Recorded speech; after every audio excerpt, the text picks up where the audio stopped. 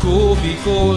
Huli sa sobrang pagpadangat kanako Bicol Party List sa mga Bicolano, daing untukan sa indang pagserbisyo sa mga ini, may agian man sindang problema. Sa saindang tulong taon na pagserbisyo, daing na mabilangan sa indang mga natabangan sa laog o luwas man kan Bicol sa mga programa nindang tabang sa kabuhayan, karahayan, edukasyon, kalamidad, asin kapalibutan. Apuera kaini, aktibo man sinda sa Kongreso para sa pagpasanin mga resolusyon asin bills na ngunyan pagkapira kaini nagin lay naman. Ngunyan, mas papakusugon panindaan sa indang mga programa para mas may matabangan asin mas maugma pa.